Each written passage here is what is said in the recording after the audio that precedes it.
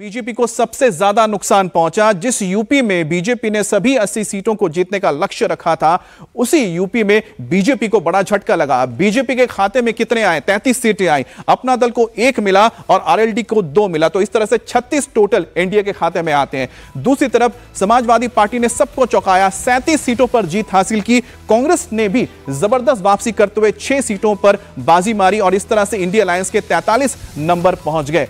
अब आप देख सकते हैं कि साल दर साल किस तरह से चुनाव में बदलाव हुआ है। 2014 में एनडीए के खाते में 73 सीटें आई थी और केंद्र में मंत्री कितने बने थे? 12। उसी तरह से 2019 में 64 यहां पर सीटें जीती थी उत्तर प्रदेश में एनडीए ने और 14 मंत्री बने थे। और इस बार 2024 में 36 यहां पर सांसद जीते हैं। अब बड़ा सवाल है कि उत्तर प्रदेश को मंत्रियों के कोटे से कितने मंत्री मिलेंगे। रुचि हमारे साथ जुड़ गई है। रुचि, बहुत बड़ा सवाल है। एक तरफ जहां पर योगी आदित्यनाथ मंथन करेंगे, हार पर समीक्षा करेंगे, दूसरी ओर सबके जहन में यह बात रहेगी कि उत्तर प्रदेश को इतनी अहमियत दी गई है प्रधानमंत्री मोदी की ओर से। इस बार क्या लगता है, क्या जो कोटा 12-14 मंत्रियों का होता था वो बरकरार रहेगा या उसमें कमी आ सकती है? देखिए, यूपी का अगर आप महत्व देखेंगे, क्योंकि यूपी में 80 लोकसभा सीट्स हैं, विधानसभा के चुनाव जो यहाँ मुख्यमंत्री होते हैं वो बहुत मायने रखता है।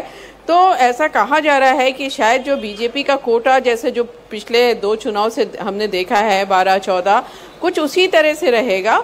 मंत्रियों में बदलाव हो सकता है। अब कौन मंत्री बनेगा, बहुत तरह के कयास यहाँ पर लगाए जा रहे हैं। बीजेपी ऑफिस चले जाइए तो हर कोई ये कह रहा है कि ये मंत्री इस बार नहीं बनेगा, इसको मौका मिल जाएगा।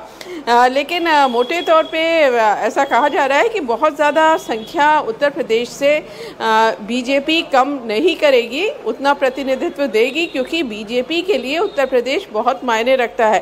और ये तो बहुत सालों से कहा जाता है कि लखनऊ से रास्ता होकर दिल्ली जाता है। तो ऐसे में जो यूपी इतनी इंपॉर्टेंट स्टेट है, उसमें मंत्रियों की संख्या कम करेंगे, ऐसा मुश्किल लगता है। लेकिन साथ ही आज जो मंथन होने जा रहे हैं कि आखिरकार ये इतना बड़ा झटका जो लगा है बीजेपी को, योगी आदित्यनाथ किस तरह के कदम उठा सकते हैं? क्या मंत्रिमंडल में कोई फेरबदल हो सकता है या एडिशन हो सकता है? देखिए, अभी मंत्रिमंडल में फेरबदल हुआ है, एडिशन हुआ है, जिसमें ओम प्रकाश राजभर, दारा सिंह चौहान ये सब मंत्री बने थे। तो फिलहाल तो ऐसा नहीं लगता कि कोई मंत्रिमंडल में बहुत फेरबदल होगा। जहां तक आज की मीटिंग का सवाल है, क्योंकि आचार संहिता लगी हुई थी, इसलिए कैबिनेट मीटिंग पिछले करीब 2 महीने से नहीं हो पाई थी। तो आज ये कैबिनेट मीटिंग बुलाई गई है, जिसमें मंत्रियों से आगे के उनसे आगे की योजनाएं मांगी जाएंगी कि आने वाले 6 महीने में वो क्या करेंगे।